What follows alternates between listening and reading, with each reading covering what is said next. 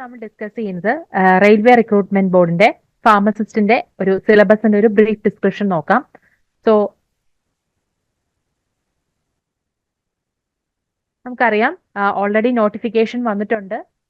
17th, അതായത് August 17th ആണ് നമുക്ക് അപ്ലൈ ചെയ്യാനുള്ള ഡേറ്റ് ഓപ്പൺ ചെയ്യുന്നത്. നെക്സ്റ്റ് മന്ത്, അതായത് September 19th വരെയാണ് നമുക്ക് ടൈം ഉള്ളത്.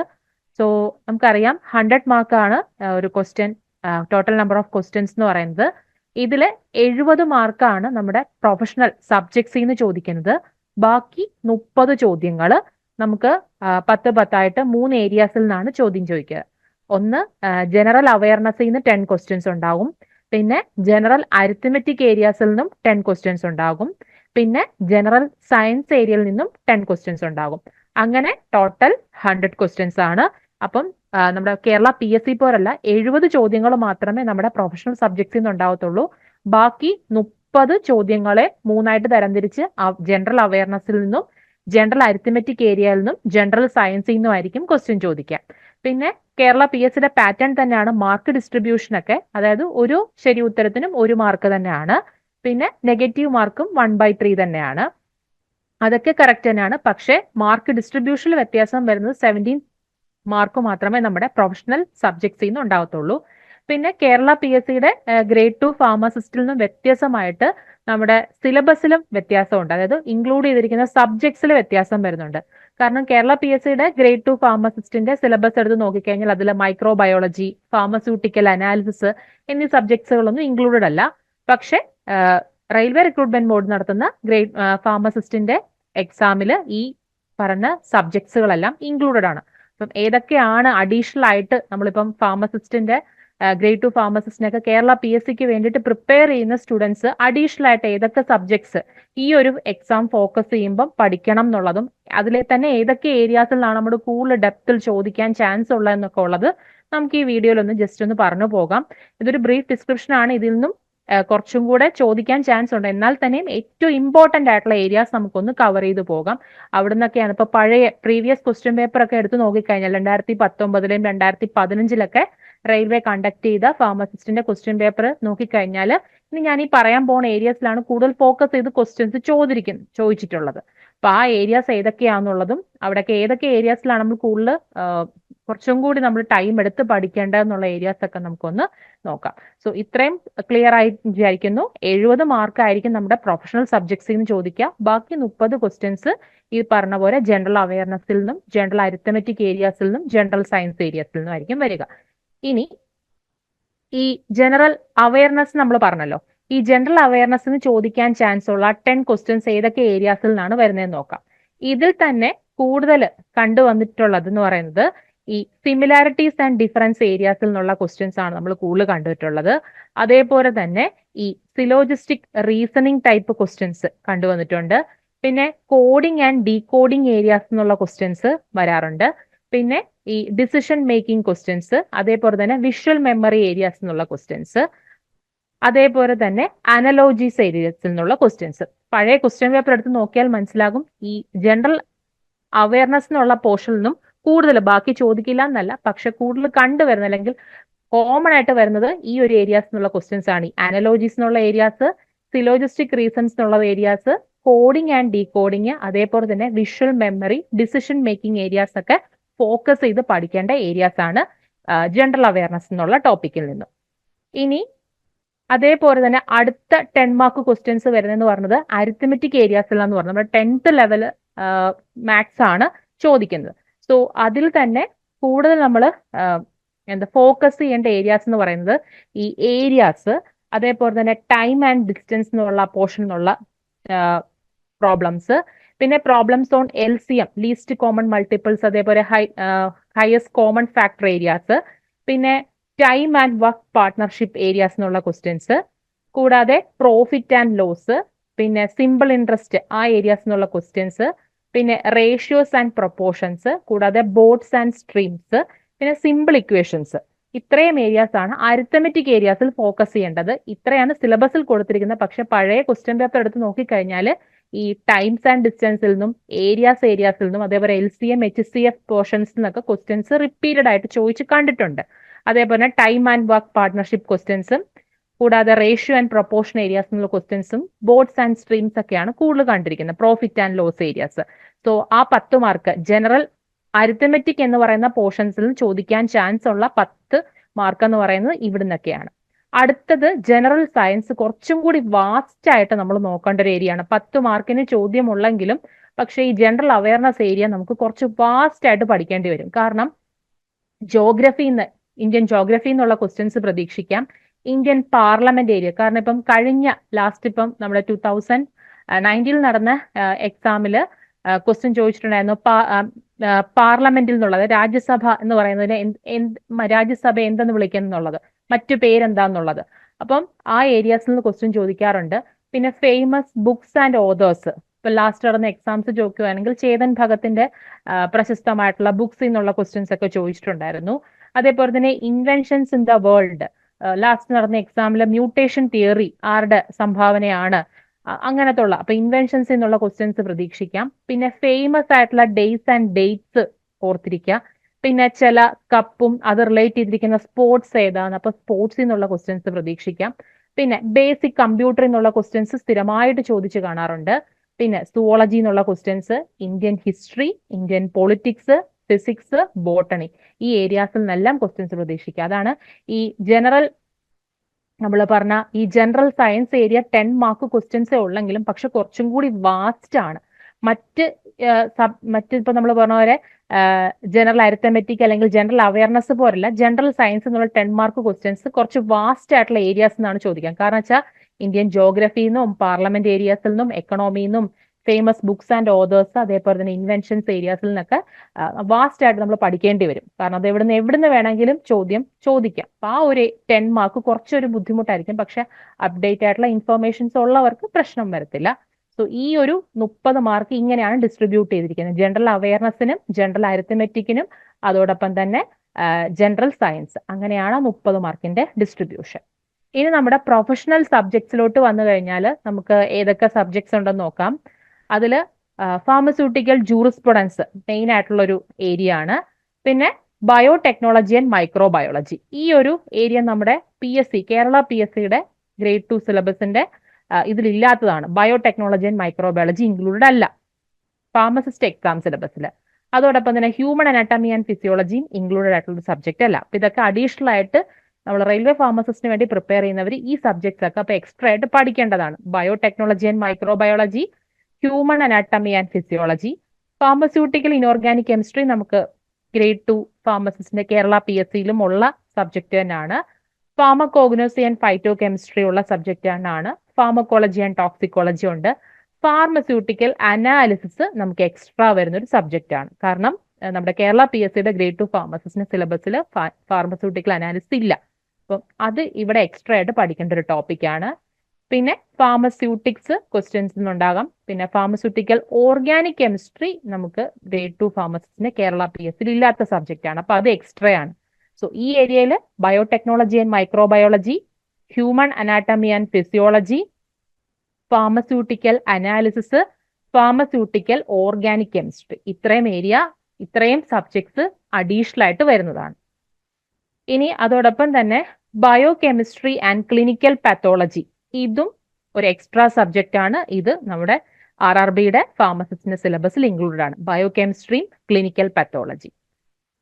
അതുകൂടാതെ health education and community pharmacy, health education area അധികം നമുക്ക് ഇല്ലാത്തതാണ്, പക്ഷെ അതും ഈ നമ്മുടെ RRB ഫാർമസിസ്റ്റിന്റെ സിലബസിൽ ഉണ്ട്. പിന്നെ biopharmaceutics and pharmacokinetics, ഈ സബ്ജക്റ്റും RRB ഫാർമസിസ്റ്റിൽ ഇൻക്ലൂഡഡ് ആണ്. സോ ഇതൊക്കെ എക്സ്ട്രാ വരുന്ന ടോപ്പിക്കാണ്. കൂടാതെ ഫിസിക്കൽ ഫാർമസ്യൂട്ടിക്സ്, ഈ ഏരിയാസിൽ നിന്നും RRB ഫാർമസിസ്റ്റിന് ക്വസ്റ്റ്യൻസ് ചോദിച്ചിട്ടുണ്ട്. സോ എക്സ്ട്രാ വരുന്ന ഏരിയാസ് ഒന്ന് ഫോക്കസ് ചെയ്ത് തന്നെ പഠിക്കണം. കാരണം biotechnology and microbiology, human anatomy and physiology, pharmaceutical analysis, pharmaceutical organic chemistry, ഇവിടെ biochemistry and clinical pathology, ഈ ഏരിയാസിലാണെങ്കിൽ ഹെൽത്ത് എഡ്യൂക്കേഷൻ ഏരിയ, പിന്നെ biopharmaceutics and pharmacokinetics, ഇതൊക്കെ എക്സ്ട്രാ വരുന്ന സബ്ജക്ട്സ് ആണ് അപ്പാർട്ട് ഫ്രം കേരള PSCയുടെ ഗ്രേഡ് 2 ഫാർമസി സിലബസിൽ നിന്നും. സോ ആ ഏരിയ ഇപ്പൊ ഈ എക്സ്ട്രാ വരുന്ന അഡീഷണൽ ആയിട്ട് വരുന്ന ആ ഒരു ടോപ്പിക്കുകളും അതിനോട് അനുബന്ധിച്ച് വരുന്ന ക്വസ്റ്റ്യൻസും ഇമ്പോർട്ടന്റ് ആണ്. ഇനി കോസ്മെറ്റിക് സയൻസും നോവൽ ഡ്രഗ് ഡെലിവറി സിസ്റ്റവും കൂടെ ഇൻക്ലൂഡഡ് ആണ് ഈ സിലബസിൽ. സോ നമുക്കിനി ഫാർമസ്യൂട്ടിക്സ് 1 എന്തൊക്കെ ടോപ്പിക്സ് ആണ് നമ്മൾ കവർ ചെയ്യേണ്ടതെന്നും അതിൽ നിന്ന് ചോദിക്കാൻ ചാൻസ് ഉള്ള ക്വസ്റ്റ്യൻസ് നോക്കിക്കഴിഞ്ഞാൽ പ്രധാനമായിട്ടും introduction of different dosage forms, ഇത് വളരെ ഇമ്പോർട്ടന്റ് ആയിട്ടുള്ള ഒരു ടോപ്പിക് ആണ്. കാരണം ഇതിൽ നിന്ന് ക്വസ്റ്റ്യൻസ് ചോദിച്ചിട്ടുണ്ട്. ഫോർ എക്സാമ്പിൾ എലിക്സേഴ്സ് എന്താണ്, ഡ്രോട്ട്സ് എന്താണ്, ലിഞ്ചസസ് എന്താണ്, അങ്ങനെ നമ്മൾ ഡിഫറെന്റ് ഡോസേജ് ഫോംസ് പഠിക്കുമല്ലോ. അപ്പൊ അതിന്റെ എല്ലാം ഡെഫിനീഷൻ ആണ് നമ്മളിവിടെ പഠിക്കേണ്ടത്. ഇതിൽ നിന്ന് ക്വസ്റ്റ്യൻസ് ചോദിച്ചിട്ടുണ്ട്. അടുത്തത് ഇൻട്രൊഡക്ഷൻ ടു ഫാർമകോപ്പിയാസ്, ഇതൊരു ഇൻട്രൊഡക്ഷൻ പോർഷൻ ആണ്, പക്ഷെ ഇതിൽ നിന്ന് ക്വസ്റ്റ്യൻസ് ചോദിക്കാറുണ്ട്. യുണൈറ്റഡ് സ്റ്റേറ്റ്സ് ഫാർമകോപ്പിയ, ഒരു ഇന്ത്യൻ ഫാർമകോപ്പിയ, ബ്രിട്ടീഷ് നാഷണൽ ഫോമുലറീസ്, ഇതിൽ നിന്നൊക്കെ ഉള്ള ക്വസ്റ്റ്യൻസ് ഈ ഒരു ഏരിയയിൽ നിന്ന് ചോദിക്കും. അടുത്തത് മെട്രോളജി ആണ്. അടുത്തത് പാക്കേജിംഗ് ഓഫ് ഫാർമസ്യൂട്ടിക്കൽസ്, ഇതൊരു ഇമ്പോർട്ടന്റ് ടോപ്പിക് ആണ്. ഇതിൽ നിന്ന് ക്വസ്റ്റ്യൻസ് കണ്ടിട്ടുണ്ട് പ്രീവിയസ് ക്വസ്റ്റ്യൻ പേപ്പർ നോക്കിക്കഴിഞ്ഞാൽ. അടുത്ത സൈസ് റിഡക്ഷൻ ടോപ്പിക് വളരെ ഇമ്പോർട്ടന്റ് ആണ്. അതിൽ നിന്നും ക്വസ്റ്റ്യൻസ് ചോദിക്കാറുണ്ട്. ഇപ്പം ബോൾ മില്ല്, ഹാമർ മില്ല്, അതേപോലെ തന്നെ കൊളോയിഡൽ മില്ല്, ഇതിന്റെയൊക്കെ വർക്കിംഗ് പ്രിൻസിപ്പിൾ എന്താണ്? ഇപ്പൊ ലാസ്റ്റ് നടന്ന ഒരു എക്സാമിൽ ചോദിച്ചിരുന്ന ഹാമർ മില്ലിന്റെ വർക്കിംഗ് പ്രിൻസിപ്പിൾ എന്താന്നുള്ളത്. സോ സൈസ് റിഡക്ഷൻ എന്ന് പറയുന്ന ടോപ്പിക് ഇമ്പോർട്ടന്റ് ആണ്, ക്വസ്റ്റ്യൻസ് ചോദിച്ചിട്ടുണ്ട്. അതോടൊപ്പം തന്നെ സൈസ് സെപ്പറേഷൻ, അതായത് size separation topic, size reduction പോലെ തന്നെ ഇമ്പോർട്ടന്റ് ആണ്, സൈസ് സെപ്പറേഷൻ ടോപ്പിക്കിനും ക്വസ്റ്റ്യൻസ് വന്നിട്ടുണ്ട്. മിക്സിംഗ് ആൻഡ് ഹോമോജനൈസേഷൻ, ഈ ഏരിയ ഇമ്പോർട്ടന്റ് ആണ്. കാരണം പലതരത്തിലുള്ള മിക്സേഴ്സ് നമ്മൾ പഠിക്കുന്നുണ്ട്. Sigma blade mixers, shear mixing ടെക്നിക്സുകൾ, കൺവെക്റ്റീവ് മിക്സിംഗ് എന്നൊക്കെ പറഞ്ഞിട്ട്. അപ്പൊ ആ ഏരിയാസിൽ നിന്നും പ്രീവിയസ് ക്വസ്റ്റ്യൻ പേപ്പർ നോക്കിക്കഴിഞ്ഞാൽ അറിയാം ഈ ഏരിയാസിൽ നിന്ന് ക്വസ്റ്റ്യൻസ് ചോദിച്ചിട്ടുണ്ട്. കൂടാതെ ക്ലാരിഫിക്കേഷൻ ആൻഡ് ഫിൽട്രേഷൻ, ഈ ഏരിയ ഇമ്പോർട്ടന്റ് ആണ്. അടുത്തത് ഡിസ്റ്റിലേഷൻ ഏരിയാസിൽ നിന്ന് ക്വസ്റ്റ്യൻസ് ചോദിച്ചിട്ടുണ്ട്. സൈസ് റിഡക്ഷൻ, സൈസ് സെപ്പറേഷൻ പോലെ തന്നെ ഇമ്പോർട്ടന്റ് ആണ്. ഡ്രൈയിങ്, അതായത് fluidised bed dryers, tray dryers, convective dryers എന്ന് പറഞ്ഞാൽ ഡിഫറെന്റ് ടൈപ്പ് ഓഫ് ഡ്രയേഴ്സും അതിന്റെ ടെക്നിക്സ് ഒക്കെ പഠിക്കുന്നുണ്ട്. അത് ഇമ്പോർട്ടന്റ് ആണ്.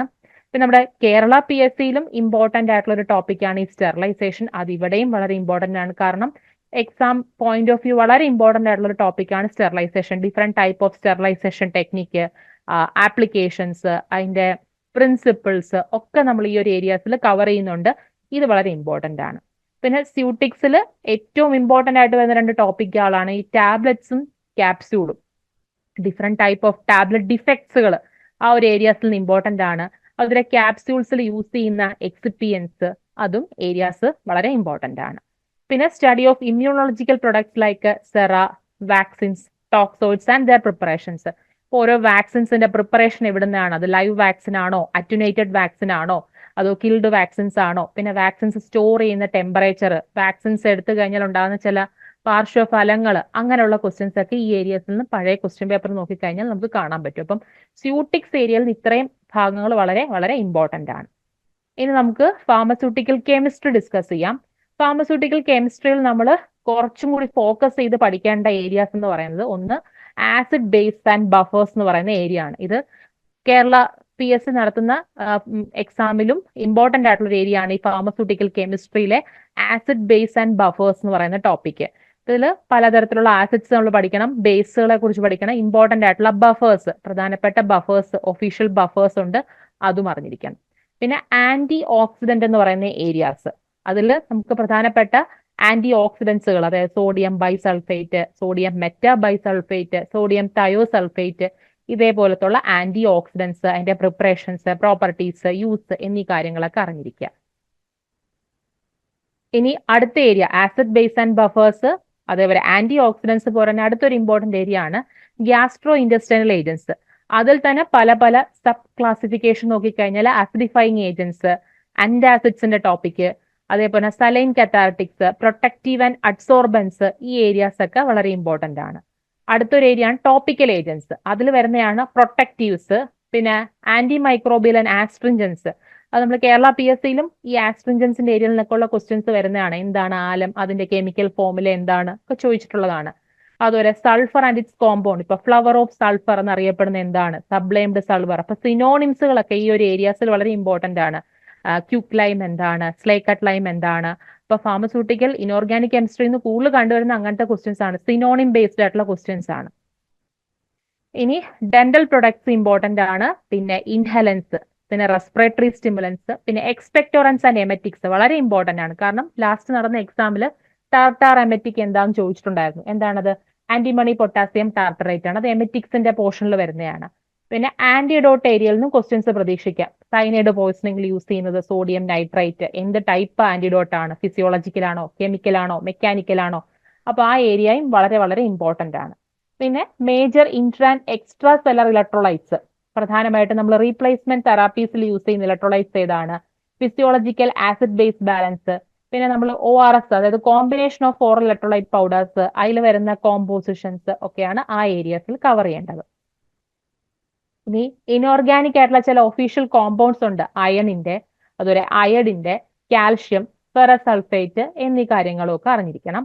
പിന്നെ radio pharmaceuticals and contrast media, ഇപ്പൊ നമ്മൾ ബേരിയം സൾഫേറ്റ് ഒരു കോൺട്രാസ്റ്റ് മീഡിയ ആയിട്ട് യൂസ് ചെയ്യുന്നുണ്ട് ഫോർ ദ GIT എക്സാമിനേഷൻ. അപ്പൊ ആ ഏരിയയിൽ നിന്ന് ക്വസ്റ്റ്യൻസ് ചോദിച്ചു കണ്ടിട്ടുണ്ട്.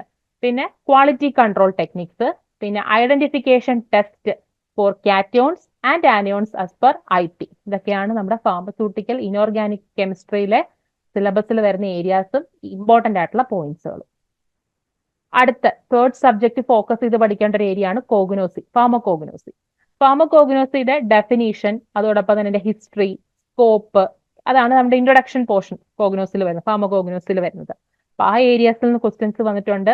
പിന്നെ അഡൾട്രേഷന്റെ ടോപ്പിക്, അതിന്റെ ഡ്രഗിന്റെ ഇവാലുവേഷൻ, അതോടൊപ്പം തന്നെ അതിന്റെ സിഗ്നിഫിക്കൻസ്, പിന്നെ പ്രധാനപ്പെട്ട alkaloids, terpenoids, glycosides, volatile oils, tannins, resins എന്നീ ഏരിയാസിൽ നിന്നുള്ള തെറാപ്യൂട്ടിക് എഫക്റ്റും അതിന്റെ ഫാർമസ്യൂട്ടിക്കൽ ആപ്ലിക്കേഷനും.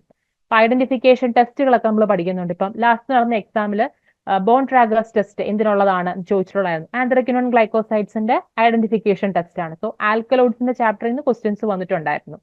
കൂടാതെ occurrence, distribution, organoleptic evaluation, chemical constituents including test wherever applicable. അതായത് ഇപ്പൊ ടെസ്റ്റ് എന്നുള്ള ക്വസ്റ്റ്യൻ ഞാനിപ്പോ പറഞ്ഞു, മോഡിഫൈഡ് ബോൺ ട്രാഗേഴ്സ് ടെസ്റ്റ് ചോദിച്ചിട്ടുണ്ടായിരുന്നു. അതേപോലെ തന്നെ വിഥാനോലൈറ്റ്സ് എന്തിന്റെ കെമിക്കൽ കോൺസ്റ്റിറ്റ്യൂന്റ് എന്ന ക്വസ്റ്റ്യൻ ഉണ്ടായിരുന്നു, അശ്വഗന്ധയുടെയാണ്. അപ്പം കെമിക്കൽ കോൺസ്റ്റിറ്റ്യൂന്റ് എന്നുള്ള ക്വസ്റ്റ്യൻസും ചോദിച്ചിട്ടുണ്ട്. പിന്നെ അടുത്തൊരു ഏരിയ ആണ് ലാക്സേറ്റീവ്. അതിൽ ലാക്സേറ്റീവ്സിന് എക്സാമ്പിൾ ആയിട്ട് നമ്മൾ പഠിക്കുന്ന ക്രൂഡ് ഡ്രഗുകളാണ് അലോ, റുബാർബ്, സെന്ന, കാസ്ട്രോയിലൊക്കെ. അപ്പൊ ആ ഏരിയസിൽ നിന്നെല്ലാം ക്വസ്റ്റ്യൻസ് വന്നിട്ടുണ്ട്. പിന്നെ കാർഡിയോടോണിക്സ് ആയിട്ടുള്ള ഡ്രഗുകൾ, ഡിജിറ്റാലിസ്, അർജുന ഫോക്കസ് ചെയ്ത് പഠിക്കേണ്ടതാണ്. കാർമിനേറ്റീവ്സ് ആൻഡ് GI റെഗുലേറ്റേഴ്സിൽ വരുന്ന ഡ്രഗ്സ്, അതായത് fennel, ajowan, cardamom, ginger, black pepper, asafoetida, cinnamon, clove, ഈ ഏരിയാസ് ഒക്കെ ഇമ്പോർട്ടന്റ് ആണ്. ഇപ്പൊ നമ്മള് ഫാർമസ്യൂട്ടിക്കൽ ഇനോർഗാനിക് കെമിസ്ട്രിയിൽ നമ്മൾ ആസ്ട്രിഞ്ചൻസ് പഠിക്കുന്നുണ്ട്. ഫാർമക്കോഗ്നോസിയിൽ വരുന്ന ആസ്ട്രിഞ്ചൻസിന്റെ എക്സാമ്പിളും അവയുടെ കെമിക്കൽ കോൺസ്റ്റിറ്റ്യൂവൻസും ഐഡന്റിഫിക്കേഷൻ ടെസ്റ്റും ഇമ്പോർട്ടന്റ് ആണ്. അടുത്ത area drugs acting on nervous system ആണ്. പിന്നെ ലാസ്റ്റ് ആന്റി ഹൈപ്പർടെൻസീവ് ഏരിയയിൽ വരുന്ന റവോൾസിയ. ആന്റി ടുസീവ്സ്, ബസാക, അതിന്റെ അഡൾട്രന്റ് അല്ലെങ്കിൽ അതിന്റെ സിനോണിം ഒക്കെ ചോദിച്ചിട്ടുണ്ട്. ആന്റി റുമാറ്റിക്സ് ഡ്രഗുകൾ, ആന്റി ട്യൂമർ ഡ്രഗുകൾ, മെയിൻ ഡ്രഗ് ആണല്ലോ വിൻക. പിന്നെ ആന്റി ലെപ്രോട്ടിക് ഡ്രഗ് ആയ ചോൾമോഗ്ര ഓയിലിന്റെ യൂസുകൾ, ആന്റി ഡയബറ്റിക് പ്രോപ്പർട്ടി ഉള്ള ടെറോകാർപ്പസ്, ജിംനമ, ഇതിന്റെയൊക്കെ കെമിക്കൽ കോൺസ്റ്റിറ്റ്യൂവൻസ്, ബയോളജിക്കൽ സോഴ്സ് കാര്യങ്ങളൊക്കെ ഇമ്പോർട്ടന്റ് ആണ്. ഡയൂറിറ്റിക്സ് ഏരിയയിൽ നിന്ന് ഗോക്രു, പുനർനാവ ഡ്രഗുകളാണ് ചോദിക്കാൻ ചാൻസ് ഉള്ളതും സിലബസിലുള്ളതും. ആന്റി ഡിസെൻട്രിക് ഏരിയസിൽ നിന്നും ഇപ്പിക്വാന, ആൻഡ് ആന്റിസെപ്റ്റിക്സ് ആൻഡ് ഡിസൻഫെക്ടൻസ് ഏരിയസിൽ വരുന്നതാണ് നീം, മിർ, ബെൻസോയിൻ പോലുള്ളവ. ഫാർമക്കോഗ്നോസി കുറച്ചും കൂടെ വാസ്റ്റ് ആയിട്ടുള്ള സിലബസ് ആണ്. ആന്റി മലേറിയൽസ് വരുന്നുണ്ട്. ഓക്സിറ്റോക്സിക് പ്രോപ്പർട്ടി ഉള്ള ഇർഗോട്ടിനെ കുറിച്ച് പഠിക്കണം. Vitamins, shark liver oil, amla, Indian gooseberry എന്നറിയപ്പെടുന്ന ആംല. പിന്നെ എൻസൈംസിന്റെ ഏരിയയിൽ നിന്നും ഡയസ്റ്റേറ്റ്സ്, ഈസ്റ്റ് പോലുള്ളവ പഠിക്കണം. പെർഫ്യൂംസ് ആൻഡ് ഫ്ലേവറിംഗ് ഏജൻസിൽ നിന്നും peppermint oil, lemon grass oil, sandalwood oil ഒക്കെ അറിഞ്ഞിരിക്കേണ്ടതാണ്. പിന്നെ ഫാർമസ്യൂട്ടിക്കൽ എയ്ഡ്സ് ആയിട്ട് നമ്മൾ യൂസ് ചെയ്യുന്ന ഹണി, അരാച്ചിസ് ഓയിൽ, ബീസ് വാക്സ്, അക്കേഷ്യ, ട്രഗാകന്ത്, ജലാറ്റിൻ എന്നിവയെ കുറിച്ച് അറിഞ്ഞിരിക്കണം. പിന്നെ കുറച്ച് മിസ്ലേനിയസ് ആയിട്ടുള്ള ഡ്രഗ്സുകളെ കുറിച്ച് അറിഞ്ഞിരിക്കണം. ശംഖുപുഷ്പം, അതുപോലെ പൈറിത്രം, ടുബാക്കോ പോലുള്ളതും സിലബസിലുണ്ട്. പിന്നെ anatomical studies of senna, datura, cinnamon, cinchona, coriander, fennel, clove, ginger, nux vomica, ipecac, ഇതിന്റെയൊക്കെ ക്രോസ് അനാട്ടമിക്, അതായത് മൈക്രോസ്കോപ്പിക്കൽ സ്റ്റഡീസ്, മാക്രോസ്കോപ്പിയും മൈക്രോസ്കോപ്പിക്കൽ സ്റ്റഡീസും ഇമ്പോർട്ടന്റ് ആണ്. പിന്നെ ഫൈബേഴ്സ് ഉണ്ടല്ലോ, അതായത് cotton, silk, wool, regenerated cellulose എന്നറിയപ്പെടുന്ന ഡ്രഗുകൾ, ഇതൊക്കെ ഇമ്പോർട്ടന്റ് ആണ്. ഫാർമക്കോഗ്നോസിയിൽ വരുന്നതാണ്. ഫാർമക്കോഗ്നോസി കുറച്ചും കൂടെ വാസ്റ്റ് ആയിട്ടുള്ള ഒരു സിലബസ് ആണ്. ആൽക്കലോയിഡ്സും ടാനിൻസും റെസിൻസും ഒക്കെ ഇൻക്ലൂഡഡ് ആയതുകൊണ്ട് തന്നെ കുറച്ച് വാസ്റ്റ് സിലബസ് ആണ്. അടുത്ത നമ്മൾ കേരള PSC ഇല്ലാത്തൊരു ഏരിയ ആണ് ഈ bio chemistry and clinical pathology. പക്ഷെ അത് ഇവിടെ നമുക്കൊരു എക്സ്ട്രാ ടോപ്പിക് ആയിട്ട് പഠിക്കേണ്ടതാണ്. ഇപ്പം ബയോ കെമിസ്ട്രിയുടെ ഒരു ഇൻട്രഡക്ഷൻ പോർഷൻസ് ഉണ്ട്. അതിൽ പ്രോട്ടീൻസ് ആൻഡ് അമിനോ ആസിഡ്സ് വളരെ ഇമ്പോർട്ടന്റ് ആണ്. പിന്നെ റോൾ ഓഫ് കാർബോഹൈഡ്രേറ്റ്, അതുമായിട്ട് ബന്ധപ്പെട്ട ക്വാളിറ്റേറ്റീവ് ടെസ്റ്റുകൾ പിന്നെ ഇമ്പോർട്ടന്റ് ആണ്. അതുമായിട്ട് റിലേറ്റ് ചെയ്ത ഡിസീസുകൾ, ഇപ്പം നമ്മൾ കാഷ്യോർക്കർ, മരാസ്മസ് പോലുള്ള അസുഖങ്ങളൊക്കെ പഠിക്കത്തില്ലേ, അപ്പൊ അത് ഇമ്പോർട്ടന്റ് ആണ്. ജസ്റ്റ് കാർബോഹൈഡ്രേറ്റും ക്ലാസിഫിക്കേഷനും ടെസ്റ്റും മാത്രം നോക്കി പോരാ, അതുമായിട്ട് ബന്ധപ്പെട്ട അസുഖങ്ങളും ഇമ്പോർട്ടന്റ് ആണ്. അതോടൊപ്പം തന്നെ ലിപ്പിഡ്സിന്റെ റോള്, അവയുടെ ക്ലാസിഫിക്കേഷൻ, അതുമായിട്ട് അതിന്റെ മെറ്റാബോളിസം തകരാറിലാവുമ്പോൾ നമുക്ക് വരാൻ ചാൻസ് ഉള്ള ഡിസീസുകൾ, ഇപ്പൊ ഹൈപ്പർ ട്രൈഗ്ലിസറിഡീമിയ എന്ന് നമ്മൾ പഠിക്കുന്ന ഡ്രഗ് അസുഖങ്ങളുണ്ടല്ലോ, അതൊക്കെയാണ് അവിടെ വരുന്നത്, ആ ഏരിയാസിൽ വരുന്നത്. പിന്നെ റോൾ ഓഫ് വൈറ്റമിൻസ്, അതേപോലെ തന്നെ എൻസൈംസ്, കോ എൻസൈംസ്, പിന്നെ മിനറൽസിന്റെ റോള്, പിന്നെ normal and abnormal metabolism of protein, carbohydrate and lipids, അതുമായിട്ട് ബന്ധപ്പെട്ട കൺസെപ്റ്റ്. ഇനി ഇത് ബയോ കെമിസ്ട്രി ഏരിയ ആണ് നമ്മളിപ്പോൾ പറഞ്ഞത്. ഇനി പാത്തോളജി ഏരിയാസിൽ നമ്മൾ പ്രധാനമായിട്ടും ലിംഫോസൈറ്റ്സ്, പ്ലേറ്റ്ലെറ്റ്സ്, അവയുടെ റോള്, എർത്രോസൈറ്റ്, നമ്മുടെ നോർമൽ RBCയുടെ കൗണ്ട് എത്രയാണ്, മെന്നിലും വുമണിലും വ്യത്യാസം വരും, അതെത്രയാണ്, അവയുടെ ലൈഫ് സ്പാന്, പിന്നെ അവയുടെ കോമ്പോസിഷൻ, എണ്ണം കൂടുമ്പോൾ ഉണ്ടാകുന്ന പ്രശ്നങ്ങൾ, പോളിസൈറ്റീമിയ എന്താണ്, അല്ലെങ്കിൽ ലൂക്കോപീനിയ എന്താണ്, ത്രോംബോസൈറ്റോപീനിയ എന്താണ്, അതുമായിട്ട് അസോസിയേറ്റ് ചെയ്ത ഡിസീസും അതും ഇമ്പോർട്ടന്റ് ആണ്. അടുത്ത ഹ്യൂമൺ അനാട്ടമി ആൻഡ് ഫിസിയോളജി നമുക്ക് എക്സ്ട്രാ ആയിട്ട് പഠിക്കേണ്ട, അല്ലെങ്കിൽ നമുക്ക് കേരള PSC ഇല്ലാത്തൊരു ടോപ്പിക്കാണ്. ഈ ഒരു ഏരിയയിൽ നിന്നും ഫാർമക്കോഗ്നോസി പോലെ തന്നെ കുറച്ച് വാസ്റ്റ് ആണ്. ഇതിൽ നിന്ന് ഒരുപാട് ചോദ്യങ്ങൾ പ്രീവിയസ് ക്വസ്റ്റ്യൻ പേപ്പറിൽ ചോദിച്ചു കണ്ടിട്ടുണ്ട്. ഇപ്പൊ നമുക്ക് നോക്കിക്കഴിഞ്ഞാൽ സ്ട്രക്ചർ ഓഫ് സെൽ, അതിന്റെ ഫംഗ്ഷൻ ആൻഡ് ഇറ്റ്സ് കമ്പോണന്റ്. ഇപ്പൊ സെല്ലിലെ കുറെ കോമ്പോണൻസ് നമ്മൾ പഠിക്കുന്നുണ്ട്, Golgi apparatus, lysosome, mitochondria, ribosomes. അപ്പൊ ആ ഏരിയാസിൽ നിന്നൊക്കെ ക്വസ്റ്റ്യൻസ് വന്നിട്ടുണ്ട്. പിന്നെ skeleton, structure and functions of skeleton, അത് നമ്മുടെ ബോഡിയിലെ സ്കെൽറ്റൽ സിസ്റ്റത്തിൽ നിന്നുള്ള ടോപ്പിക്ക് വളരെ ഇമ്പോർട്ടന്റ് ആണ്. ഹ്യൂമൻ അനാട്ടമി ആൻഡ് ഫിസിയോളജിയിലെ ഒരു മേജർ ഏരിയ ആണ് ഈ structure and function of skeleton എന്ന് പറയുന്നത്. കാരണം നമ്പർ ഓഫ് ബോൺസ് ഓരോ ഏരിയയിലും ചോദിക്കാം. ആക്സിയൽ സ്കെൽറ്റനിൽ എത്ര, അപ്പൻഡിക്കുലർ സ്കെൽറ്റനിൽ എത്ര, ഫേഷ്യൽ ബോൺസുകൾ എത്രയാണ്, തിന്നസ്റ്റ് ബോൺ ഏതാണ്, ഹാർഡസ്റ്റ് ബോൺ ഏതാണ്. അപ്പൊ ആ ഒരു ഏരിയ കുറച്ച് വാസ്റ്റ് ആണ്, ഇമ്പോർട്ടന്റുമാണ്. പിന്നെ composition of blood functions, already നമ്മൾ പറഞ്ഞു. RBCയുടെ ഫംഗ്ഷൻ എന്താണ്, പിന്നെ ബ്ലഡ് ക്യാരിങ്, ന്യൂട്രിയൻസ് കപ്പാസിറ്റി, അതൊക്കെയാണ് അവയുടെ ഫംഗ്ഷൻ. WBC ആവുമ്പം ഇൻഫെക്ഷൻ എതിരെ പ്രവർത്തിക്കുന്നു. പ്ലേറ്റ്ലെറ്റ്സ് എന്ന് പറയുമ്പോൾ ബ്ലഡ് ക്ലോട്ടിങ്ങുമായിട്ട് ബന്ധപ്പെട്ടു. സോ ബ്ലഡും അതിന്റെ കോമ്പോസിഷനും അതിന്റെ ഫങ്ഷൻസും അത് അനാട്ടമിയിൽ ഇമ്പോർട്ടന്റ് ആയിട്ടുള്ള ഏരിയ ആണ്. അതോടൊപ്പം തന്നെ കാർഡിയോ വാസ്കുലർ സിസ്റ്റം, അതായത് ഹാർട്ടുമായിട്ട് ബന്ധപ്പെട്ട ഡബിൾ സർക്കുലേഷൻ, പൾമണറി ആർട്ടറിയും പൾമണറി വെയിന്റെയും വ്യത്യാസം, അവയുടെ ഫങ്ഷൻ എന്താണെന്നുള്ളത് അത് ഇമ്പോർട്ടന്റ് ആണ്. പിന്നെ റെസ്പിറേറ്ററി സിസ്റ്റം, അതിൽ നമുക്ക് ഒരുപാട് ടേംസ് പഠിക്കാനുണ്ട്. ടൈഡൽ വോളിയം എന്താണ്, വൈറ്റൽ കപ്പാസിറ്റി എന്താണ്, ഇൻസ്പിറേറ്ററി റിസർവ് വോളിയം എന്താണ്, എക്സ്പിറേറ്ററി റിസർവ് വോളിയം എന്താണ്. അപ്പൊ ആ ഒരു ഏരിയ വളരെ ഇമ്പോർട്ടന്റ് ആണ്. പിന്നെ യൂറിനറി സിസ്റ്റവുമായിട്ട് ബന്ധപ്പെട്ട പാർട്സ്, കിഡ്നി, യൂറിനറി ബ്ലാഡർ, യൂറീത്ര, അപ്പൊ അതുമായിട്ട് ബന്ധപ്പെട്ട അതിന്റെ ഫങ്ഷൻസ്, അവയുടെ സ്ട്രക്ചർ ഒക്കെ ഇമ്പോർട്ടന്റ് ആണ്. പിന്നെ മസിലിന്റെ ഫിസിയോളജി ഓഫ് മസിൽ കൺട്രാക്ഷൻ ഒരു പ്രധാനപ്പെട്ട ഏരിയ ആണ്. സെൻട്രൽ നെർവസ് സിസ്റ്റം, ബ്രെയിന്, അതിന്റെ പാർട്സ്, ഫങ്ഷൻ, പിന്നെ റിഫ്ലെക്സ് മെക്കാനിസം, അതും ഒരു കവർ ചെയ്ത് പോകേണ്ട ഏരിയ തന്നെയാണ്. പിന്നെ നമ്മുടെ സെൻസ് ഓർഗൻസ്, അതായത് ടേസ്റ്റും സ്മെല്ലും ഇയറും ഐ, സ്കിന്ന്, ഇതൊക്കെയാണല്ലോ പ്രധാനപ്പെട്ട നമ്മുടെ 5 സെൻസ് ഓർഗൻസും അവയുടെ ഫിസിയോളജി, അതുമായിട്ട് റിലേറ്റ് ചെയ്ത ഫങ്ഷൻസും ഒക്കെ അറിഞ്ഞിരിക്കണം. പിന്നെ ഡൈജസ്റ്റീവ് സിസ്റ്റം സിലബസിലുണ്ട്. എൻഡോക്രൈൻ ഗ്ലാൻസ് ആൻഡ് ഹോർമോൺസ്, ഈ ഒരു ഏരിയസിൽ നിന്ന് ക്വസ്റ്റ്യൻ ചോദിച്ചിട്ടുണ്ട്. ലാസ്റ്റ് നടന്നൊരു ക്വസ്റ്റ്യൻ പേപ്പർ നോക്കിയാൽ അതിനകത്ത് കാൽസിറ്റോണിൻ ഏത് ഗ്ലാൻഡിൽ നിന്നാണ് സെക്രീറ്റ് ചെയ്യുന്ന ഒരു ക്വസ്റ്റ്യൻ ഉണ്ടായിരുന്നു. സോ അത് ഹോർമോൺ എന്നുള്ള ചാപ്റ്ററിൽ നിന്നുള്ള ക്വസ്റ്റ്യൻ ആണ്. കാൽസിറ്റോണിൻ റിലീസ് ചെയ്യുന്ന എവിടെ നിന്നാണ്, തൈറോയ്ഡ് ഗ്ലാൻഡിൽ നിന്നാണ്. So endocrine glands and related hormones important ആണ്. അടുത്തത് റീപ്രൊഡക്റ്റീവ് സിസ്റ്റം, ഈ ഒരു ടോപ്പിക്കിൽ നിന്നും ക്വസ്റ്റ്യൻ ചോദിച്ചിട്ടുണ്ട്. കാരണം ഓറൽ കോൺട്രാസെപ്റ്റീവ് പിൽസിന്റെ മെക്കാനിസം കൂടുതലായിട്ട് എങ്ങനെയാണ്, ഓവുലേഷനെ സപ്രസ് ചെയ്തിട്ടാണോ, അതോ നമ്മുടെ എൻഡോമെട്രിയത്തിനെ എന്തെങ്കിലും എഫക്ട് ചെയ്തിട്ടുള്ളതാണോ അതിന്റെ ആക്ഷൻ, അങ്ങനെ ക്വസ്റ്റ്യൻസ് ഒക്കെ കണ്ടിട്ടുണ്ട്. സോ റീപ്രൊഡക്റ്റീവ് സിസ്റ്റത്തിന്റെ ടോപ്പിക്കും ഇമ്പോർട്ടന്റ് ആണ് ആസ് പെർ ദി സിലബസ്. അടുത്തൊരു ഏരിയ ആണ് health education and community pharmacy. അപ്പൊ ഇതിൽ കുറെ കൺസെപ്റ്റുകൾ, ഓരോരോ കൺസെപ്റ്റുകൾ ഹെൽത്തുമായിട്ട് റിലേറ്റ് ചെയ്ത കുറെ കൺസെപ്റ്റുകൾ പഠിക്കുന്നുണ്ട്. ഹോളിസ്റ്റിക് കൺസെപ്റ്റ്, ബയോകെമിക്കൽ കൺസെപ്റ്റ് എന്നൊക്കെ പറഞ്ഞിട്ട്. അപ്പൊ ഈ കൺസെപ്റ്റിൽ നിന്നൊക്കെ ക്വസ്റ്റ്യൻസ് ചോദിച്ചിട്ടുണ്ട്. സോ ഹെൽത്ത് എഡ്യൂക്കേഷനിൽ ഇമ്പോർട്ടന്റ് ആണ് ഈ കൺസെപ്റ്റ് ഓഫ് ഹെൽത്ത്, ന്യൂട്രീഷൻ എന്താണ്, ഹെൽത്ത് എന്താണ്, family planning areas, first aid topic, അതുപോലെ തന്നെ എൻവയോൺമെന്റൽ ആൻഡ് ഹെൽത്ത്, പിന്നെ ഫണ്ടമെന്റൽ പ്രിൻസിപ്പിൾസ് ഓഫ് മൈക്രോബയോളജി, പിന്നെ കുറച്ച് കമ്മ്യൂണിക്കബിൾ ആയിട്ടുള്ള ഡിസീസുകൾ, പിന്നെ അതിൽ തന്നെ റെസ്പിറേറ്ററി ഇൻഫെക്ഷൻസ് വരുന്നുണ്ട്, ഇൻഡസ്റ്റൈനൽ ഇൻഫെക്ഷൻസ്, പിന്നെ ആർത്രോപ്രോഡ് ബോൺ ഇൻഫെക്ഷൻസ്, പിന്നെ surface infections, sexually transmitted disease.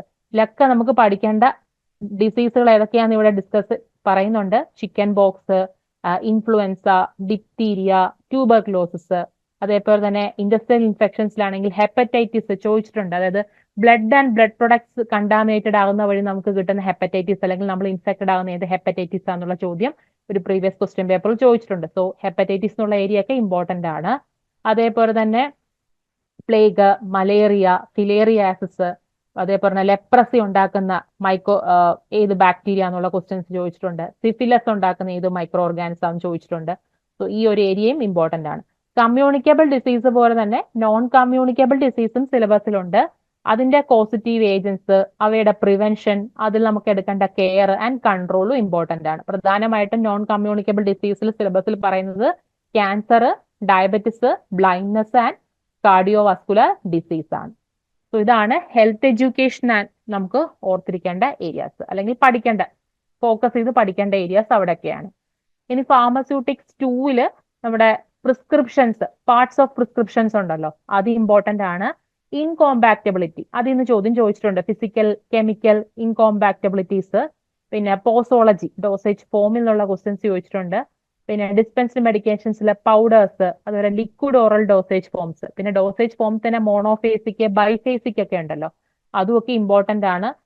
ഇതിന്റെയൊക്കെ കോമ്പോസിഷൻസ്, അങ്ങനത്തുള്ള കാര്യങ്ങളും അറിഞ്ഞിരിക്കുക. പ്രധാനമായിട്ടും എലിക്സേഴ്സ് എന്താണ്, അതേപോലെ തന്നെ ത്രോട്ട് പെയിൻസ് എന്താണ്, ലിനിമെന്റ്സ് എന്താണ്, ലോഷൻ എന്താണ്, ഇവ തമ്മിലുള്ള വ്യത്യാസം, ഏതാണ് ഫ്രിക്ഷനോട് കൂടി പുരട്ടേണ്ടത്, ഏതാണ് ഫ്രിക്ഷൻലെസ് ആയിട്ട് ഉപയോഗിക്കേണ്ടത്, അപ്പൊ ആ ഒരു മെയിൻ പോയിന്റുകളൊക്കെ അറിഞ്ഞിരിക്കണം. ബൈഫേസിക് ലിക്വിഡ് ഡോസേജ് ഫോംസിലെ സസ്പെൻഷൻസും ഇമൽഷൻസും ആണല്ലോ വരുന്നത്. അപ്പൊ അതുമായിട്ട് ബന്ധപ്പെട്ട സസ്പെൻഷൻസ് നമുക്ക് ഫ്ലോക്കുലേറ്റഡ്, നോൺ ഫ്ലോക്കുലേറ്റഡ് ഉണ്ട്. അപ്പൊ അത് തമ്മിലുള്ള ഡിഫറൻസുകൾ. പിന്നെ ഇമൽഷൻസ് ആണെങ്കിൽ കുറെ സ്റ്റെബിലിറ്റി പ്രോബ്ലംസ് വരുന്നുണ്ട്. ക്രീമിങ്, ക്രാക്കിങ് പോലുള്ള പ്രശ്നങ്ങൾ, ഫേസ് ഇൻവേർഷൻസ് ഒക്കെ, അതൊക്കെ ഇമ്പോർട്ടന്റ് ആണ്. സെമി സോളിഡ് ഡോസേജ് ഫോമിൽ നമുക്ക് അറിഞ്ഞിരിക്കേണ്ടത് ഓയിൽമെന്റുകളെ കുറിച്ച്, paste, jellies, suppositories and pessaries എന്തൊക്കെയാണുള്ളത്. ഡെന്റൽ ആൻഡ് കോസ്മെറ്റിക് പ്രിപ്പറേഷൻസും ഇമ്പോർട്ടന്റ് ആണ്. കാരണം ഡെന്റൽ പ്രിപ്പറേഷൻസിൽ ഉപയോഗിക്കുന്ന അബ്രസീവ് ഏജന്റ് ഏതാണ്, ഡീസെൻസിറ്റൈസിങ് ഏജന്റ് ഏതാണെന്നുള്ള ടോപ്പിക് ഒക്കെ വളരെ ഇമ്പോർട്ടന്റ് ആണ്. ഈവൻ കേരള PSC യിലും അതിൽ നിന്നുള്ള ക്വസ്റ്റ്യൻസ് ഒക്കെ ചോദിച്ചിട്ടുള്ള. പിന്നെ സ്റ്റെറൈൽ ഡോസേജ് ഫോംസിൽ നമുക്ക് 3 ഏരിയാസ് നോക്കണം. ഒന്ന് പാരന്റൽ ഡോസേജ് ഫോം, പിന്നെ സ്റ്റെറിലിറ്റി ടെസ്റ്റിങ്ങുകളുണ്ടല്ലോ, പൈറോജൻ ടെസ്റ്റുകളൊക്കെ, അതും പിന്നെ ഒഫ്താൽമിക് പ്രൊഡക്റ്റ്, ഐ ഡ്രോപ്സ്, അതേപോലെ തന്നെ നമ്മുടെ കോണ്ടാക്ട് ലെൻസ് സൊല്യൂഷൻസ്, അതുമൊക്കെ ഇമ്പോർട്ടന്റ് ആണ്. ഇനി ഫാർമസ്യൂട്ടിക്കൽ കെമിസ്ട്രി 2, അതായത് നമ്മുടെ ഓർഗാനിക് കെമിസ്ട്രി, അത് നമുക്ക് കേരള PSC യുടെ സിലബസിൽ ഇല്ലാത്ത ടോപ്പിക്കാണ്. പക്ഷെ ഇതിൽ നമുക്കത് നല്ല പോലെ അതിന്റെ ഏരിയാസ് കുറെ നമുക്ക് പഠിക്കാനുണ്ട്. പ്രത്യേകിച്ച് ആന്റിസെപ്റ്റിക് ആൻഡ് ഡിസിൻഫെക്റ്റൻസ്, സൾഫോണമൈഡ്സിന്റെ topic, antileprotic, antiamoebic, antifungal, antimalarial, hypnotics, general anaesthetics, antidepressant drug. ഇത് ഓർഗാനിക് കെമിസ്ട്രി ഏരിയ ആണ്. ഇത് നമ്മൾ ഫോക്കസ് ചെയ്ത് പഠിക്കേണ്ട ഒരു ഏരിയ തന്നെയാണ്. പിന്നെ കോളിനർജിക്, ആന്റി കോളിനർജിക് ഡ്രഗുകൾ, ഹൈപ്പോഗ്ലൈസിമിക് ഡ്രഗുകൾ, കോയാഗുലൻസ്, ആന്റി കോയാഗുലൻസ്, ജനറൽ അനസ്തെറ്റിക്കോടൊപ്പം തന്നെ ലോക്കൽ അനസ്തെറ്റിക്സും ഇമ്പോർട്ടന്റ് ആണ്. Histamine and antihistamine agents, NSAID, നമ്മുടെ നോൺ സ്റ്റിറോയിഡൽ ആന്റി ഇൻഫ്ലമേറ്ററി ഡ്രഗ്സിന്റെ കെമിക്കൽ ക്ലാസിഫിക്കേഷൻ ഒക്കെ ഉണ്ടല്ലോ. അരയിൽ പ്രൊപ്പിയോണിക് ആസിഡ് ഡെറിവേറ്റീവ് ഏതാണ്, അസറ്റൈൽ അസറ്റിക് ആസിഡ് ഡെറിവേറ്റീവ് ഏതാണ്, അങ്ങനെയുള്ള കാര്യങ്ങളൊക്കെ ഇമ്പോർട്ടന്റ് ആണ്. Anticonvulsants agents, antiarrhythmic, antihypertensive drug and antineoplastic ഡ്രഗ്സും, അതിന്റെയൊക്കെ ഓർഗാനിക് കെമിസ്ട്രി അറിഞ്ഞിരിക്കണം. അടുത്തൊരു വാസ്റ്റ് ഏരിയ ആണ് ഫാർമക്കോളജി ആൻഡ് ടോക്സിക്കോളജി. അതിപ്പോ ഇവൻ നമ്മുടെ കേരള PSC യുടെയും ഫാർമക്കോളജി ആൻഡ് ടോക്സിക്കോളജി സിലബസ് കുറച്ച് വാസ്റ്റ് സിലബസ് തന്നെയാണ്. So pharmacological classification of the drug, പ്രധാനമായിട്ടും ഫോക്കസ് ചെയ്യേണ്ടത് drugs acting on central nervous system, അതിൽ തന്നെ general anaesthetic, NSAID, hypnotics and sedatives, psycho pharmacological agents വരുന്നുണ്ട്. ലോക്കൽ അനസ്തെറ്റിക്സും ഇൻക്ലൂഡഡ് ആണ്. Drugs acting on central nervous system കൂടാതെ autonomic nervous സിസ്റ്റത്തിൽ act ചെയ്യുന്ന ഡ്രഗുകൾ, പ്രത്യേകിച്ച് കോളിനർജിക്ക്, ആന്റി കോളിനർജിക്ക്, അഡ്രിനർജിക് ബ്ലോക്കേഴ്സ്, പിന്നെ ഗാംഗ്ലിയോൺ ബ്ലോക്കേഴ്സ്, പിന്നെ ന്യൂറോ മസ്കുലർ ബ്ലോക്കേഴ്സ്. പിന്നെ അടുത്ത കുറച്ച് മിസ്ലേനിയസ് ടോപ്പിക്കുകൾ ഇമ്പോർട്ടന്റ് ആണ്. അത് മിഡ്രിയാറ്റിക് ഡ്രഗുകൾ ഏതാണ്, ഗ്ലൂക്കോമയിൽ യൂസ് ചെയ്യുന്ന PGF2 alpha analogues used in glaucoma ചോദിച്ചിട്ടുള്ള ക്വസ്റ്റ്യൻസ് ആണ്. Drugs acting on respiratory system, antacids, systemic non systemic ആയിട്ടുള്ള അന്റാസിഡ്സുകളുടെ എക്സാമ്പിൾ, പിന്നെ ഓരോ അന്റാസിഡ്സിന്റെ ഇപ്പൊ അലൂമിനിയം കണ്ടെയ്നിങ് കോമ്പൗണ്ടുകൾക്ക് ഉണ്ടാകുന്ന സൈഡ് എഫക്ട് എന്താണ്, അതൊക്കെ exam point of view important ആണ്. കാർഡിയോ വാസ്കുലർ ഡക്ട്സ്, പിന്നെ ബ്ലഡ് ആൻഡ് ബ്ലഡ് ഫോമിംഗ് ഓർഗൻസുകൾ, പിന്നെ റീനൽ ഫംഗ്ഷനെ അഫക്ട് ചെയ്യുന്ന ഡ്രഗുകൾ, അതായത് ഡയൂറിറ്റിക്സും ആന്റി ഡയൂറിറ്റിക്സും. ഈ ഏരിയ വളരെ ഫോക്കസ് ചെയ്ത് തന്നെ പഠിക്കേണ്ടതാണ്. കാരണം ഓരോ ഡയൂറിറ്റിക്സും എവിടൊക്കെയാണ് ആക്ട് ചെയ്യുന്നത്, അതിന്റെ സൈറ്റ് ഓഫ് ആക്ഷൻ, അതിന്റെ മെക്കാനിസം ഓഫ് ആക്ഷൻ, അതിന്റെ side effect, therapeutic use, contra indication ഒക്കെ ഇമ്പോർട്ടന്റ് ആണ്. ഹോർമോൺ ആൻഡ് ഹോർമോൺ അന്റാഗോണിസ്റ്റ്, പിന്നെ ഡൈജസ്റ്റീവ് സിസ്റ്റത്തിൽ ആക്ട് ചെയ്യുന്ന ഡ്രഗുകൾ, കീമോതെറാപ്പിയുടെ ഏരിയ, അതിൽ ആന്റി ഹെൽമിന്റിക് ഡ്രഗ്സ് വരുന്നുണ്ട്, ഈവൻ കീമോതെറാപ്പി ഓഫ് ക്യാൻസർ വരുന്നുണ്ട്, പിന്നെ ഡിസിൻഫെക്ടന്റ് ആൻഡ് ആന്റിസെപ്റ്റിക്സ്. അടുത്തൊരു ഫോക്കസ് ചെയ്ത് പഠിക്കേണ്ട ഒരു ഏരിയ ആണ് ഫാർമസ്യൂട്ടിക്കൽ ജൂറിസ്പ്രുഡൻസ്. ഇതിൽ നിന്ന് ഒരുപാട് ക്വസ്റ്റ്യൻസ് ഇപ്പൊ ലാസ്റ്റ് നടന്ന എക്സാമിന്റെ ക്വസ്റ്റ്യൻ പേപ്പർ നോക്കിക്കഴിഞ്ഞാൽ നമ്മുടെ തന്നെ മാസ്റ്റർ അക്കാഡമിയുടെ ലാസ്റ്റ് നമ്മുടെ ക്വസ്റ്റ്യൻ പേപ്പർ ഡിസ്കഷൻ ടോപ്പിക് നിങ്ങൾ എടുത്ത് നോക്കിയാൽ മനസ്സിലാകും. ഇതിൽ ഷെഡ്യൂളിൽ നിന്നൊക്കെ ഒരുപാട് ക്വസ്റ്റ്യൻസ് ചോദിച്ചിട്ടുണ്ട്. സോ ഫാർമസി ആക്ട്, അതിലെ ചാപ്റ്റേഴ്സ്, ഇവൻ ഡ്രഗ് ആൻഡ് കോസ്മെറ്റിക് ആക്ടിലെ ചാപ്റ്റേഴ്സ്, അതൊക്കെ ചോദിച്ചിട്ടുള്ളതാണ്. പിന്നെ മാജിക് റെമഡി ഏതാണ്, ഷെഡ്യൂൾ ജയിൽ വരുന്ന ഡ്രഗുകൾ, അല്ലെങ്കിൽ മാജിക് റെമഡി ആക്ടിന്റെ മറ്റൊരു പേര്, narcotic and psychotropic substance act വന്ന വർഷം, റൂള് വന്ന വർഷം ഒക്കെ ഈ ഒരു ഏരിയാസിൽ ഫോക്കസ് ചെയ്ത് പഠിക്കണം. പിന്നെ നമുക്ക് ഇപ്പം ഇത്രയും ഈ pharmacy act, drug and cosmetic act, magic remedy act ഒക്കെ നമ്മുടെ ഫാർമസിസ്റ്റ് സിലബസിലും കേരള PSC ഫാർമസി സിലബസിൽ ഇൻക്ലൂഡ് ആണ്. അതേസമയം ഈ drug price control, poison act, medicine and toilet preparation act അഥവാ excise duty act, medical termination of pregnancy act ഒന്നും നമ്മുടെ കേരള PSC ഫാർമസി സിലബസിലില്ല. ജൂറിസ്പ്രുഡൻസ് ഉണ്ടെങ്കിലും ഈ ഒരു ഏരിയാസ് ഒന്നും നമുക്ക് ഇല്ല. അപ്പൊ ഇതൊക്കെ എക്സ്ട്രാ ആയിട്ട് ഈ RRBയുടെ ഫാർമസിസ്റ്റ് എക്സാമിന് ഫോക്കസ് ചെയ്ത് പഠിക്കുന്നവര് ഈ ഏരിയാസ് വളരെ ഇമ്പോർട്ടന്റ് ആയിട്ട് എടുത്ത് പഠിക്കേണ്ടതാണ്. അടുത്തത് drug store and business management ആണ്. ഇത് നമുക്ക് കേരള PSCയുടെ സിലബസിലുള്ളത് തന്നെയാണ്. അപ്പൊ അതിൽ തന്നെ വരുന്ന പ്രധാനപ്പെട്ട ഏരിയാസ് ഇതിലും പഠിക്കാനുണ്ട്. പ്രധാനമായിട്ടുള്ള ചാനൽസ് ഓഫ് ഡിസ്ട്രിബ്യൂഷൻ, പിന്നെ ഇൻവെന്ററി കൺട്രോള്, സെയിൽസ് പ്രൊമോഷൻ ടെക്നിക്കുകള്, സെയിൽസ്മാൻഷിപ്പ്, ക്വാളിറ്റീസ് ഓഫ് സെയിൽസ്മാൻ. അതിപ്പം കേരള PSCയുടെ ക്വസ്റ്റ്യൻ പേപ്പറിലും ചോദിക്കുന്നതാണ്, എന്തൊക്കെ സ്കില്ലുകൾ വേണം എന്നുള്ളത് സെയിൽസ്മാനെ വെച്ചിട്ട്. അത് പിന്നെ അഡ്വർടൈസിങ്, പലതരം അഡ്വർടൈസിങ് നമ്മൾ പഠിക്കുന്നുണ്ട്, ഇന്റേണൽ എക്സ്റ്റേണൽ അഡ്വർടൈസിങ്, പിന്നെ വിൻഡോ ഡിസ്പ്ലേയുടെ സിഗ്നിഫിക്കൻസ് ഒക്കെ ഇമ്പോർട്ടന്റ് ആണ്. ബാങ്കിങ് ആൻഡ് ഫിനാൻസ്, അതായത് സ്മോൾ മീഡിയം ടേം അല്ലെങ്കിൽ short term finance, long term finance നമ്മൾ പഠിക്കുന്നുണ്ട്. ബാങ്കിങ് നമ്മൾ ഒരുപാട് ഏരിയാസ് കവർ ചെയ്യുന്നുണ്ട്. പിന്നെ ക്യാഷ് ബുക്ക് എന്താണ്, ലെഡ്ജർ എന്താണ്, ട്രയൽ ബാലൻസ് എന്താണ്, ബാലൻസ് ഷീറ്റ് എന്താണ്, ബഡ്ജറ്റ് എന്താണ്, ഈ ഏരിയാസ് ഒക്കെ ഡ്രഗ് സ്റ്റോർ ആൻഡ് ബിസിനസ് മാനേജ്മെന്റിൽ ഇമ്പോർട്ടന്റ് ആണ്. അടുത്തൊരു ഏരിയ ആണ് ഹോസ്പിറ്റൽ ആൻഡ് ക്ലിനിക്കൽ ഫാർമസി. അപ്പൊ ഇതില് ഡെഫിനീഷൻ ഓഫ് ഹോസ്പിറ്റൽ, പല ടൈപ്പ് ഹോസ്പിറ്റൽ ഉണ്ട്, സ്മോള്, മീഡിയം സൈസ്ഡ്, ലാർജ്, പിന്നെ ബെഡ് സൈസ് വെച്ചിട്ട് ക്ലാസിഫൈ ചെയ്യുന്നുണ്ട് ഹോസ്പിറ്റലിനെ.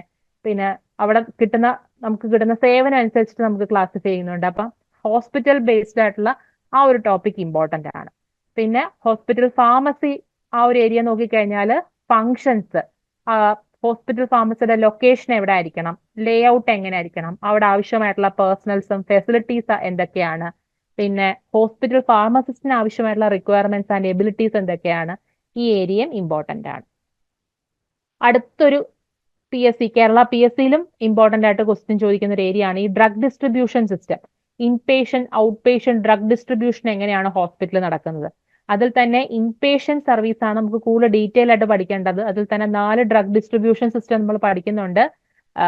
Unit dose dispensing, floor stock system, individual prescription order system, പിന്നെ കോമ്പിനേഷൻ മെത്തേഡ്.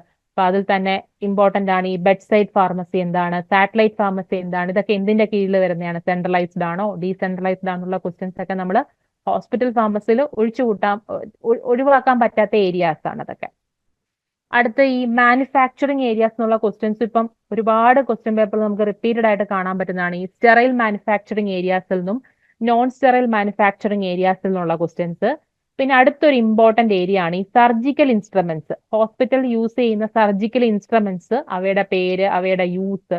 ഇപ്പൊ ലാസ്റ്റ് നടന്ന എക്സാംസിലൊക്കെ ആർട്ടറി ഫോർസെപ്സ് എന്താന്നൊക്കെ ചോദിച്ചിട്ടുണ്ടായിരുന്നു, അതിന്റെ മറ്റൊരു പേര് എന്താന്നുള്ളതൊക്കെ. ഇനി ഒരു അടുത്ത ഏരിയ ആണ്, ഇമ്പോർട്ടന്റ് ആയിട്ടുള്ള ഒരു ഏരിയ ആണ് ഈ PTC, pharmacy and therapeutic committee എന്താണ്. പിന്നെ ഡ്രഗ് ഇൻഫോർമേഷൻ സർവീസ്, അതിൽ തന്നെ പ്രൈമറി സോഴ്സുകൾ ഏതൊക്കെയാണ് യൂസ് ചെയ്യുന്നത്, സെക്കൻഡറി സോഴ്സ് ഏതൊക്കെയാണ്, ടെർഷറി സോഴ്സ് ഏതൊക്കെയാണ്. പിന്നെ നമ്മൾ ഹോസ്പിറ്റൽ യൂസ് ചെയ്യുന്ന സർജിക്കൽ ഡ്രസ്സിങ്സുകൾ ഉണ്ടല്ലോ, കോട്ടൺ എന്താണ്, എന്താണ്, ബാൻഡേജ് എന്തൊക്കെയാണ്. പിന്നെ അത് കൂടാതുള്ള മറ്റു ചില ഹോസ്പിറ്റൽ സപ്ലൈസ്, IV സെറ്റ്, പിന്നെ റയൽസ് ട്യൂബിന്റെ ഫംഗ്ഷൻ എന്താണ്, കത്തീറ്റേഴ്സ് ഏതൊക്കെ ടൈപ്പ് ഉണ്ട്, സിറിഞ്ച് എന്തൊക്കെ ടൈപ്പ് ഉണ്ട്, അവയുടെയൊക്കെ യൂസ് ഒക്കെ ഇമ്പോർട്ടന്റ് ആണ്. ഈ പാർട്ട് 2 ഉണ്ട് ഹോസ്പിറ്റൽ ഫാർമസിയിൽ. അതിൽ ഇമ്പോർട്ടന്റ് വെച്ചാൽ നമ്മൾ അറിഞ്ഞിരിക്കേണ്ടത് ചില ഡിസീസുകൾ, പ്രത്യേകിച്ച് ട്യൂബർക്ലോസിസ്, റുമറ്റഡ് ആർത്രൈറ്റിസ്, പിന്നെ cardio vascular disease, epilepsy, peptic ulcer, hyper tension. ഈ ഒരു രോഗം, ഈ പറഞ്ഞ ഡിസീസുമായിട്ട് ബന്ധപ്പെട്ട അവയുടെ പാത്തോഫിസിയോളജി, അതായത് എങ്ങനെയാണ് രോഗം ഉണ്ടാകുന്നത്, അവയുടെ സിംറ്റം, നമ്മൾ അതിന്റെ ഐഡന്റിഫിക്കേഷൻ ടെസ്റ്റ് എങ്ങനെയാണ് നമ്മൾ ഡയഗ്നോസ് ചെയ്യുന്നത്, അത് ഇമ്പോർട്ടന്റ് ആണ്. പിന്നെ ഫിസിയോളജിക്കൽ പാരാമീറ്റേഴ്സുകൾ, അതും വളരെ ഇമ്പോർട്ടന്റ് ആണ്. അടുത്തൊരു ഫോക്കസ് ചെയ്ത് പഠിക്കേണ്ട ഒരു ഏരിയ ആണ് ഈ ഡ്രഗ് ഇന്ററാക്ഷൻ. ഈ ഡ്രഗ് ഇന്ററാക്ഷൻ പല ടൈപ്പ് ഉണ്ട്. ഡ്രഗ് ഇന്ററാക്ഷൻ ഉണ്ട്, ഡ്രഗ് ഫുഡ് ഇന്ററാക്ഷൻ ഉണ്ട്. അപ്പൊ അതിന്റെ ഡെഫിനേഷൻ, അതിന്റെ മെക്കാനിസം, പിന്നെ അതിൽ തന്നെ കുറച്ച് റെഫറൻസ് കൊടുത്ത് പഠിക്കേണ്ട ഏരിയ, അതായത് അനാൽജസിക്സ്, NSAIDകളിൽ പ്രധാനപ്പെട്ട ചില ഡ്രഗ് ഇന്ററാക്ഷൻസ്, ഡയൂറിറ്റിക്സുകൾ ഏതൊക്കെ തമ്മിൽ കോമ്പിനേഷൻ, അല്ലെങ്കിൽ ഡയൂറിറ്റിക്സും മറ്റേതെങ്കിലും മരുന്നുമായിട്ട് വരുന്ന drug interactions, cardio vascular drugs, GIT ഏജൻസിൽ വരുന്ന ഡ്രഗ് ഇന്ററാക്ഷൻസ്, ഹൈപ്പോഗ്ലൈസിമിക് ഏജൻസിൽ വരുന്ന ഡ്രഗ് ഇന്ററാക്ഷൻസ്. ഞാൻ പറഞ്ഞല്ലോ, ഡ്രഗ് ഇന്ററാക്ഷനിൽ വരുന്ന മറ്റൊരു ഏരിയ ആണ് ഡ്രഗ് ഫുഡ് ഇന്ററാക്ഷനും. ഇപ്പൊ ചീസ് കണ്ടെയ്നിങ് ഡ്രഗ്സും മാവോ ഇൻഹിബിറ്റേഴ്സ് നമ്മൾ ഉപയോഗിക്കാറില്ല, അങ്ങനെയുള്ള ഡ്രഗ് ഫുഡ് ഇന്ററാക്ഷൻസും ഇമ്പോർട്ടന്റ് ആണ്. ഇനി ADRs അഥവാ നമ്മുടെ adverse drug reaction, type A, type B, type C, type D എന്ന് പറഞ്ഞ് നമ്മൾ പഠിക്കുന്നുണ്ട്. ഓഗ്മെന്റഡ് റിയാക്ഷൻ, ഡിസാരി റിയാക്ഷൻസ് ഒക്കെ. അവയെ തമ്മിലുള്ള വ്യത്യാസം, ഏതാണ് പ്രഡിക്റ്റബിൾ, ഏതാണ് അൺപ്രഡിക്റ്റബിൾ, ഏതാണ് നമുക്ക് അവോയ്ഡ് ചെയ്യാൻ പറ്റുന്നതുള്ളതൊക്കെ. പിന്നെ ഡ്രഗ് ഇൻഡ്യൂസ്ഡ് ആയിട്ടുള്ള ചില ഡിസീസുകളുണ്ട്. പിന്നെ ടെറാട്ടോജനിക് ആയിട്ടുള്ള എഫക്റ്റുകൾ ഏതൊക്കെയാണ്, പിന്നെ ക്ലിനിക്കൽ ടോക്സിറ്റിയിൽ യൂസ് ചെയ്യുന്ന ഡ്രഗ്സ് ഏതൊക്കെയാണ്. പിന്നെ ഈ ഒരു ഏരിയ, അത് നമ്മുടെ കേരള PSCയിലും വളരെ ഇമ്പോർട്ടന്റ് ആയിട്ടുള്ള ഒരു ഏരിയ തന്നെയാണ്. എന്താണ് ഈ ഡ്രഗ് ഡിപ്പെൻഡൻസ്, എന്താണ് അബ്യൂസ്, എന്താണ് അഡിക്റ്റീവ് ഡ്രഗ്സ്, അവയുടെ ട്രീറ്റ്മെന്റ് അല്ലെങ്കിൽ റീഹാബിലിറ്റേഷൻ എങ്ങനെയൊക്കെയാണ്, ആ ഒരു ഏരിയയും ഇമ്പോർട്ടന്റ് ആണ്. ഇനി നമ്മൾ ബയോ ഫാർമസ്യൂട്ടിക് ആൻഡ് ഫാർമക്കോകൈനറ്റിക്സ് ഒരു ഏരിയ പറഞ്ഞു. അതിൽ നോക്കേണ്ട ഒരു ഏരിയ ആണ് ഈ ബയോ അവൈലബിലിറ്റി. നമ്മളിപ്പം പാരന്റൽ ഡ്രഗ്സ് എടുത്ത് നോക്കിക്കഴിഞ്ഞാൽ അതിന്റെ ബയോ അവൈലബിലിറ്റി 100% ആണെന്നല്ലേ പറയുന്നത്. സോ അതിനെ അഫക്ട് ചെയ്യുന്ന ഫാക്ടേഴ്സ് എന്തൊക്കെയാണ്, പേഷ്യന്റ് റിലേറ്റഡ് ഫാക്ടേഴ്സ് ഉണ്ട്, അല്ലാതെ ഡിസീസ് റിലേറ്റഡ് ഫാക്ടേഴ്സ് ഉണ്ട്. അപ്പൊ ഒരുപാട് ഫാക്ടേഴ്സ് ഈ ബയോ അവൈലബിലിറ്റിയെ കൺസിഡർ ചെയ്യേണ്ടതുണ്ട്. അപ്പൊ അതും ഇമ്പോർട്ടന്റ് ആണ്. സോ ഇത്രയാണ് ഇതിൽ നമ്മളിപ്പോ സിലബസിലെ ഏറ്റവും നമ്മളൊരു ബ്രീഫ് ഡിസ്ക്രിപ്ഷൻ ആണ് തന്നത്. 100 മാർക്സിന് നമ്മൾ എങ്ങനെയൊക്കെ സ്പ്ലിറ്റ് ചെയ്താണ് പഠിക്കേണ്ടത്. 70 മാർക്സ് നമ്മുടെ പ്രൊഫഷണൽ നോളജിൽ നിന്നും ബാക്കി 30 മാർക്സ് നോൺ പ്രൊഫഷണൽ ക്വസ്റ്റ്യൻസ് ആണെന്ന് പറഞ്ഞു. അപ്പൊ അതിൽ സ്പ്ലിറ്റ് ചെയ്ത് നമുക്ക് ഏതൊക്കെ എക്സ്ട്രാ ടോപ്പിക്കുകൾ നമുക്ക് പുതുതായിട്ട് പഠിക്കേണ്ടതുണ്ട്. ഇവൻ കേരള PSCക്ക് പ്രിപ്പയർ ചെയ്തുകൊണ്ടിരിക്കുന്നവരാണെങ്കിൽ ഇതിനു വേണ്ടി ഈ ഒരു എക്സാമും കൂടെ അപ്പിയർ ചെയ്യുന്നുണ്ടെങ്കിൽ എക്സ്ട്രാ ഏതൊക്കെ ടോപ്പിക്സ് നിങ്ങൾ കവർ ചെയ്യണം, ഏതൊക്കെ ഏരിയാസിലാണ് കൂടുതൽ നിങ്ങൾക്ക് ഒരു ഡെപ്ത് എടുത്ത് നിങ്ങൾ പഠിക്കേണ്ടതെന്നുള്ള ഒരു ഒരു ഒരു ഒരു ഇതാണ്, നമ്മളൊരു എക്സ്പ്ലനേഷൻ ആണ് തന്നത്. അപ്പം ഇത്രയേ ഉള്ളൂ. ഇപ്പം എക്സ്ട്രാ കുറെ ഏരിയാസ് വരുന്നുണ്ട്. ഇപ്പം മൈക്രോബയോളജി ആയാലും ക്ലിനിക്കൽ പാത്തോളജി അല്ലെങ്കിൽ നമ്മുടെ പാത്തോഫിസിയോളജി ഏരിയ ഒക്കെ പുതുതായിട്ട് വരുന്നതാണ്. അപ്പൊ അതുമായിട്ട് ബന്ധപ്പെട്ട ഏരിയാസ് കുറച്ച്, കാരണം എക്സ്ട്രാ വരുന്നത് കൊണ്ട്, നമ്മൾ ആദ്യമായിട്ട് പഠിക്കുന്നത് കൊണ്ട് തന്നെ ഒന്ന് കുറച്ചും കൂടി എഫേർട്ട് ഇട്ട് പഠിച്ചാലേ നമുക്ക് ആ ഒരു ഏരിയ ഒക്കെ എക്സാമിന് വന്നാൽ നമുക്ക് അറ്റൻഡ് ചെയ്യാൻ പറ്റുള്ളൂ. ഓക്കെ, അപ്പൊ ഇത്രയേ ഉള്ളൂ നമ്മുടെ ഒരു സിലബസ് ഡിസ്ക്രിപ്ഷൻ. Thank you.